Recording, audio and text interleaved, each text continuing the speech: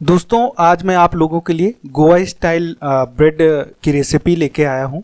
इसे मैंने घर पे ही बेक किया है कुकर में और बहुत ही इजी है इसे बेक करना। तो आज हम इसी की रेसिपी देखने वाले हैं और इसके पीछे बेकिंग के पीछे जो साइंस है उसको भी हम देखेंगे। तो चलिए शुरू करते हैं और देखते हैं।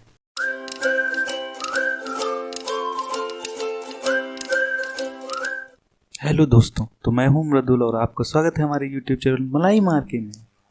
अच्छा चलिए दोस्तों, इससे पहले कि हम अपनी रेसिपी स्टार्ट करें, मैं थोड़ा आपको ब्रेड बेकिंग का बैकग्राउंड देना चाहता हूं। एक्चुअली ब्रेड जो है ना, उसका ओरिजिन इंडिया में गोवा है। गोवा में लाइक 15 सेंचुरी में पुर्तगालीज का राज्य रहा है, उन्होंने रूल किया है गोवा पे। तो वो लोग आए थे 15 और 16 सेंचुरी में और उनकी मेन क्विजीन्स में ब्रेड बेकिंग और ब्रेड हुआ करते थे। तो कहीं ना कहीं गोवा ने वो कल्चर अडॉप्ट कर ली उन लोगों से, फिर अपने इंडियन स्टाइल में उन्होंने ब्रेड बेकिंग शुरू की। लेटर ऑन गोवा के लोग शिफ्ट हुए मुंबई में उन्होंने बेकरीज खोली, फिर मुंबई से सारी कंट्री में ब्रेड सेपरेट हुआ। आज भी गोवा को ही बोलते हैं land of bread eaters. Goa का सेकेंड नाम भी है कि लैंड ऑफ ब्रेड ईटर्स। और आज भी अगर आप देखेंगे, अगर आप गोवा गए हैं, कभी गोवा जाएंगे भी या फ्यूचर में जाने वाले हैं, तो आप वहाँ पे एक चीज़ ऑब्जर्व करिएगा, पूरी इंडिया में सबसे ज़्यादा जो वेराइटीज़ होती हैं ब्रेड्स की, वो आपको गोवा में ही देखने को मिलेंगी। चलो अच्छा दोस्तों, बहुत हो गई बातें, अब हम अपनी रेसिपी शुरू करते हैं। तो इसके लिए मैंने एक ये बाउल लिया हुआ है। सबसे पहले हम अपनी ईस्ट को एक्टिवेट करेंगे। तो इसके लिए मैंने ये 1 ग्लास के करीब दूध लिया हुआ है। ये दूध हल्का गुनगुना है दोस्तों, बिल्कुल हल्का गुनगुना है, ज़्यादा गर्म नहीं, बिल्कुल हल्का गुनगुना है। अब इसमें हमें 2 टेबल स्पून चीनी ऐड करनी है, जो कि मेन हमारे इंस्टेंट ईस्ट का खाना होता है। इसे मैं लेटर ऑन समझाऊंगा। अब इसे हमें दूध में अच्छे से मिक्स कर लेना है। जब चीनी एकदम दूध में अच्छे से डिज़ोल्व हो जाए तब हमें ये खमीर डालना है। लगभग 2 टेबल स्पून के करीब है, ये मार्केट में आराम से अवेलेबल होता है। तो ये हम डाल के और इसे अच्छे से ऐसे घुमा कर रख देंगे लगभग 5 मिनट के लिए। तो 5 मिनट के बाद कुछ ऐसा ये ईस्ट देखिए ऊपर आ गया ना, ये अच्छे से एक्टिवेट हो गया है। बस अब इसी मोमेंट पे हमें इसमें लगभग 1 कप के करीब मैंने ये मैदा ऐड किया हुआ है। 1 कप मैदा है ये। अब इसे ऐड करने के बाद हमें एक सॉफ्ट डो लगा के तैयार कर लेना है अच्छे से। तो 1 कप मैदा ऐड करने के बाद हम अच्छे से ये इस तरीके से एक अच्छा सा सॉफ्ट डो लगा के तैयार कर लेंगे दोस्तों।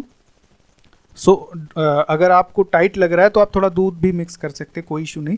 तो इस तरीके का हमें सॉफ्ट डो इसको लगा के तैयार कर लेना है। अब हम अपने डो को ऐसे हाथों से अच्छे स्मूथ करने के लिए ऐसे गूंथ लेंगे हाथों से। इसको ऐसे ही चला चला के दोस्तों अच्छे से स्मूथ कर लेंगे। बिल्कुल जब हमारा डो ऐसे स्मूथ हो जाए तब इसको हमें 1 टेबल स्पून इसमें बटर मिला के इसको फिर अच्छे से मिक्स कर लेना है। इससे होगा क्या, हमारी जो ब्रेड होगी उसमें स्मेल भी अच्छी आ जाएगी और बहुत ही सॉफ्ट हमारी जो पाव बन के तैयार होंगे, बहुत ही सॉफ्ट होंगे। अब इस तरीके से देखिए हमने सारा बटर मिक्स कर दिया है। अब इसे हमें रख के लगभग 15 मिनट इसको रख देते हैं ऐसे ढक के, और आपसे मिलते हैं 15 मिनट के बाद। अच्छा दोस्तों, जो ये ईस्ट होता है इंस्टेंट ईस्ट, हमें ये मार्केट में डीएक्टिवेट फॉर्मेट में मिलता है। हमें इसको एक्टिवेट करना पड़ता है। अच्छा, एक्टिवेशन के लिए जो मैंने अभी आपको दिखाया यही प्रोसेस है। और अगर आपका मिल्क थोड़ा वार्म होगा, लाइक हल्का सा गुनगुना होगा ना, तो ये बहुत ही अच्छे से बहुत जल्दी एक्टिवेट होता है। और शुगर तो मेन इंग्रेडिएंट है इसे एक्टिवेट करने में। अच्छा, अब हम थोड़ा साइंस इसके पीछे की समझ लेते हैं कि ईस्ट का काम क्या होता है और किस तरीके से वो काम करता है ब्रेड को रेज करने में। किसी भी डो में जब डालते हैं तो वो कैसे काम करता है। एक्चुअली होता क्या है, जब हमारा ईस्ट एक्टिवेट हो जाता है तो एक्टिवेट होने के बाद जब इसे हम डो में डाल के डो लगा देते हैं तो ये करता क्या है, जो शुगर होता है ना उसे खाना शुरू कर देता है धीरे धीरे। बहुत ही तेज प्रोसेस होता है ये, और ये खाना शुरू कर देता है शुगर को। अच्छा, शुगर को खाने के बाद जैसे हम ह्यूमंस में होता है ना, हम लोग खाना खाने के बाद हमारे भी गैस बनती है, हम लोग CO2 रिलीज करते हैं ना, बिल्कुल सेम प्रोसेस होता है ईस्ट के साथ। वो शुगर को खाना शुरू कर देता है और CO2 रिलीज करता है। अच्छा, जब CO2 रिलीज करता है तो CO2 तो गैस होती है, वो जैसे रिलीज होती है वो ऊपर डो के बाहर निकलने की कोशिश करती है। तो होता क्या है कि हमारा डो जो होता है वो इलास्टिक होता है। तो वो CO2 रिलीज तो हो गई लेकिन उसे वो बाहर नहीं आने देता है। तो होता क्या, छोटी छोटी बुलबुले और कैविटी के फॉर्मेट में अंदर ही CO2 बनी लाइक कैद हो जाती है ना डो में, तो इससे क्या होता है डो धीरे धीरे ऐसे रेज होने लगता है। और आपने कभी नोटिस किया होगा जब भी आप किसी ब्रेड को काटे ना, छोटे छोटे बबल्स टाइप के इस तरीके का स्ट्रक्चर होता है, तो वो इसी वजह से होता है क्योंकि वो छोटी छोटी कैविटी बना देता है। तो इसी तरीके से जालीदार स्ट्रक्चर बन जाता है डो का। तो ये साइंस है ईस्ट की ब्रेड बेकिंग के बिहाइंड। चलिए अच्छा दोस्तों, लगभग 15 मिनट हो चुके हैं और देखिए हमारा आटा डबल हो गया साइज़ में। इसका मतलब है इसके अंदर बिल्कुल हवा आ चुकी है, CO2 बिल्कुल अच्छे से रिलीज़ हो गया है। अब हम सूखा ऊपर से थोड़ा सा सूखा मैदा डाल के और इसकी गैस ऐसे पंच करके हमें इसकी सारी अंदर की एयर निकाल देनी है। और इसके बाद इसको हमें फिर से इस तरीके से स्मूथ कर लेना है। और स्मूथ करने के बाद हमें इसको इक्वल पार्ट्स में डिवाइड कर लेना है किसी चाकू की सहायता से। आप जिस हिसाब से साइज़ चाहिएगा आप उस हिसाब से, जितना बड़ा छोटा आपको पाव चाहिएगा इस हिसाब से आप गोल गोल डो के फॉर्म में हमें डिवाइड कर लेना है। देखिए इस तरीके से डिवाइड कर लिया है मैंने। और इसको डिवाइड करने के बाद जैसे जो केक का मोल्ड होता है मैंने सेम उसी में रख दिया है। इसके मोल्ड वैसे अलग आता है लेकिन इसमें भी कोई दिक्कत नहीं है, मे बी सेफ में थोड़ा ऊपर नीचे हो जाए लेकिन नो इशू। आप इसी मोल्ड में इस तरीके से थोड़ा स्पेस दे के रखिएगा, आपके ये जो बॉल्स बना के रखी, क्योंकि इसको रेज होने में थोड़ा टाइम लगेगा और ये स्पेस ऑक्यूपाई कर लेगा। अब इसके बाद हमें इसको लगभग 5 मिनट के लिए ऐसे ही रेस्ट पे रख देना है। 5 मिनट के बाद मैंने ये देखिए एक कुकर में इसको प्री हीट पे रख दिया था, मीडियम फ्लेम पे कुकर को। अगर आपके पास कोई स्टैंड हो तो नीचे रख दीजिएगा, मेरे पास स्टैंड नहीं था तो मैंने ऐसे एक टिफ़िन का ढक्कन रख दिया है नीचे।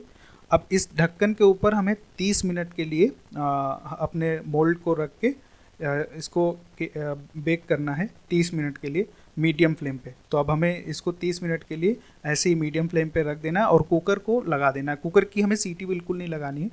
तो देखिए लगभग 30 मिनट हो चुके हैं दोस्तों। अब देखिए हमारे ब्रेड एकदम अच्छे से बेक हो चुके हैं और कितना अच्छा कलर आया है, एकदम गोल्डन ब्राउन ऊपर, और बहुत ही अच्छी खुशबू आ रही है दोस्तों बटर की वजह से। अब हम थोड़ा सा बटर लेके इनके ऊपर बटर गार्निश कर देंगे गरम गरम में ही। तो इससे क्या होगा, ये और भी अच्छा कलर आ जाएगा ऊपर हमारे पाव में। और इस पाव को अब देखिए हमें ठंडा हो चुका है ये पाव। अब हम इसे निकाल लेंगे और देखिए आपको मैं दिखाता हूँ ये कितने अच्छे से बेक हुए हैं।